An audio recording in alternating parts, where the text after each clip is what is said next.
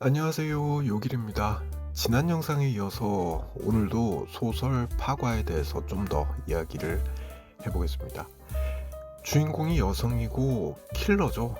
이름은 조각이고요. 나이가 65세입니다. 나이가 무척 많은 건 아니죠.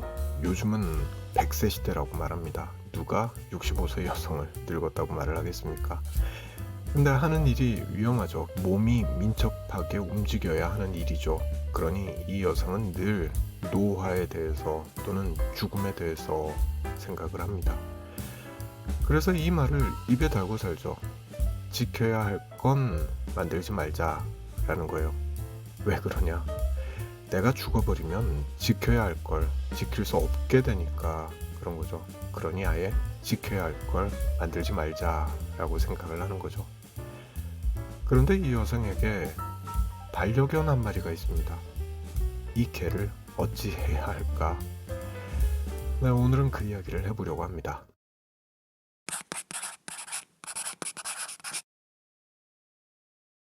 반려견 이름이 무용이죠. 네, 글자 그대로 쓸모없음, 쓸데없음 이런 뜻입니다. 개 이름을 어떻게 이렇게 짓나 모르겠는데 어쨌든 무용입니다. 작가가 이 개에게 무용이라는 이름을 붙인 이유는 이렇게 해석할 수 있을 것 같습니다. 늙고 병들어가는 개와 주인을 사회적 쓸모가 없다라고 평가하는 사회의 냉혹한 시선을 반영하고자 한 게 아닐까라는 생각이 먼저 들었고요. 그런데 이 반려견의 이름은 무용이지만 이 소설의 주인공 조각에게는 세상에서 유일하게 의지하고 소통하는 존재이기도 합니다. 따라서 진짜로 무용한 존재는 없으며 그 쓸모는 관계와 의미 부여에 따라서 달라진다는 역설을 보여주려고 한 게 아닐까 하는 생각도 해보게 되죠. 결국 사회에서 늙고 약한 존재를 쓸모없다고 낙인 찍는 현실에 대한 비판적 메시지를 담고자 한 게 아닐까라는 추정을 해보게 됩니다. 책을 좀 읽어보겠습니다.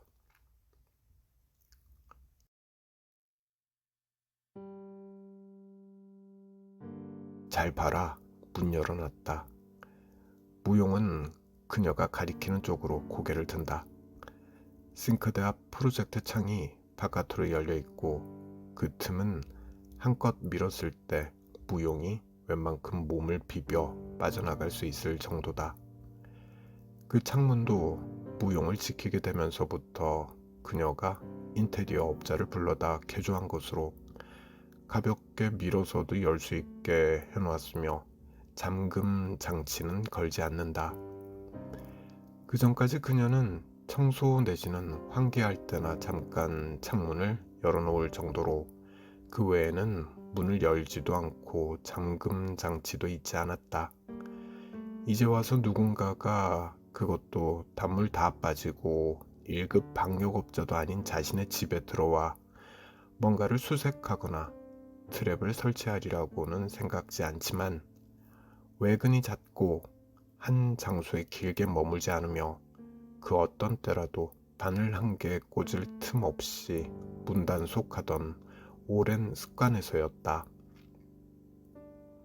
그랬던 그녀가 무용과 함께 지내고 얼마 뒤부터는 이렇게 노상 창문을 열어둔다. 폭우와 한파가 통과하는 시기에 잠시 닫더라도 잠금 장치만큼은 질러놓지 않는다. 아침마다 창문을 여는 행위를 잊지 않기 위해 냉장고에 써붙여 두었으며 이제는 이미 다짐을 넘어 자동 반사처럼 그렇게 한다. 창문을 밀어젖히는 모습은 몇 번이고 무용에게 보여주며 확인시킨 바 있다. 잊으면 안 돼. 반복되는 늙은이 잔소리로밖에 안 들리겠지만 언젠가 분명히 그날이 오니까 말해두는 거다. 그러거나 말거나 무용은 포옹에 익숙치 않은 주인이 무릎에 앉혀주니 일단 그녀의 품을 파고 들고 본다. 언젠가 내가 돌아오지 않으면 너는 저 자리로 나가야 해. 톡 대기만 해도 열리는 거 봤지? 오지 않을 주인을 기다리다 서서히 굶어 죽는 건 딱 질색이다. 돌봐줄 사람을 찾든 쓰레기통을 뒤지든 너는 나가서 어떻게든 살아야 해. 단 괴장수들한테는 잡히지 말고. 무용은 그녀의 말뜻을 이해했는지 다만 음성의 높낮이로 미루어 짐작할 뿐인지 그녀의 품에서 고개를 들고 물끄러미 올려다 보기만 한다. 그리고 어쩌면 돌아오지 않는 것보단 이 편이 더 알기 쉬울지도 모르겠는데 어느 날 아침 네가 눈을 떴을 때 내가 누운 채 움직이지 않는다면 네가 발로 치고 지저대도 내가 일어나지 않는다면 그때도 너는 저리로 나가야 해. 누군가 도와줄 사람을 구해오라는 게 아니야. 그때 나는 이미 살아있지 않을 테니까. 그래도 너는 살아야지. 만일 저 문을 열지 못하면 너는 배고픔에 지쳐 결국 내 시체를 뜯어먹을 거다.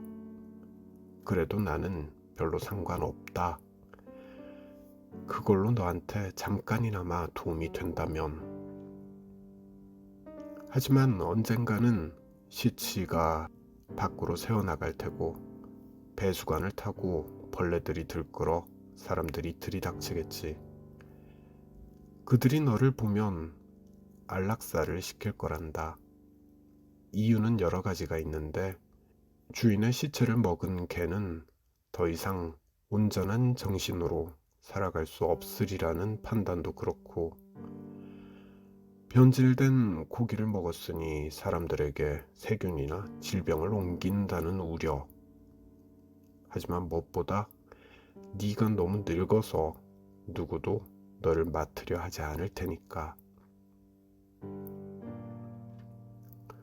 평소와 대동소이한 읊조림에 리듬이 실리고 한때 평온함이 몸속에 번져나가는 것을 느끼며 그녀는 무용의 등을 쓸어내린다. 무용은 촉촉한 코를 그녀의 턱에 비비는 것으로 대답을 대신한다. 꼭 개라서가 아니다. 사람한테라고 다를 바 없지. 늙은이는 온전한 정신으로 여생을 살 수 없을 거라는. 늙은이는 질병에 잘 옮고 또 잘 옮기고 다닌다는. 누구도 그의 무게를 대신 감당해 주지 않는다는. 다 사람한테 하듯이 그러는 거야. 너를 잘 돌봐주지 못했어도 네가 그런 지경에 놓이는 건 별로 상상하고 싶지 않다. 죽어서도 마음이 불편하겠지. 그러니 언젠가 필요한 때가 되면 너는 저리로 나가. 그리고 어디로든 가. 알겠니? 살아있는데 처치곤란의 폐기물로 분류되기 전에.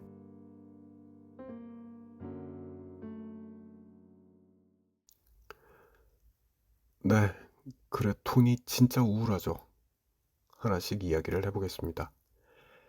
조각이 반복적으로 창문을 열어놓고 무용에게 교육하는 이유는 자신이 통제할 수 없는 죽음 이후의 상황에 대한 강박적인 불안감 때문일 것 같습니다. 이는 생존과 방어가 필수였던 킬러라는 직업적 경험에서 비롯된 예측 불가능성에 대한 불안을 최소화하려는 심리적인 방어 기제라고 말할 수 있겠죠. 그리고 평생 혼자였던 조각은 늙어서 만난 무용과 정서적 유대감을 형성하게 되면서 처음으로 헤어짐에 대한 두려움과 불안을 느끼고 있다고도 말할 수 있겠죠. 이에 대비해서 무용을 독립적으로 생존 가능한 상태로 만들어 놓으려는 행동은 이별에 대한 불안을 통제하기 위한 무의식적인 시도라고 보면 될 것 같습니다. 또한 무용에 대한 보호와 책임감을 다하면서 자기 존엄성을 유지하려는 심리라고도 해석할 수 있을 것 같습니다. 무엇보다 제가 제일 마음 아팠던 대목은 이건데요. 꼭 개라서가 아니다 라는 말에서 드러나듯이 조각은 자신과 무용을 늙고 버려진 존재, 처치곤란한 폐기물로 동일시하고 있는 것 같습니다. 반려견에게 이런 지침을 반복하는 건 자신도 언젠가는 처치곤란한 존재가 될지 모른다는 자기 연민을 무용에게 투영한 게 아닐까 싶더라고요. 물론 모든 노인이 이런 감정을 갖고 있다고 일반화할 수는 없겠죠. 하지만 한국 같은 고령 사회에서 특히 독거노인의 경우에 많은 분들이 비슷한 감정을 공유하고 있지 않을까 싶습니다.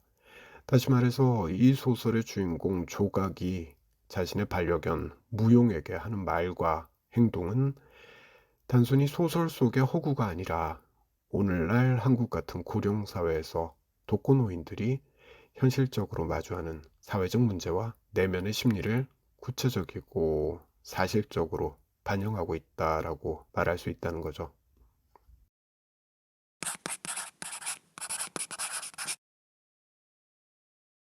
네, 이제 마무리할 시간입니다. 오늘 살펴본 소설 파과의 조각과 무용의 이야기는 단지 소설 속의 허구라고 말하기엔 너무나도 현실적입니다. 독거노인 인구가 급격히 늘어나고 있는 한국에서 고독사나 사회적인 고립, 이건 이제 남의 일이 아니라 우리 모두의 이야기이기 때문에 그렇죠. 이 작품은 우리에게 다시 한번 생각해보게 합니다. 나이가 든다는 것은 무엇인가? 함께 늙어가는 존재와 어떤 방식으로 이별해야 하는가?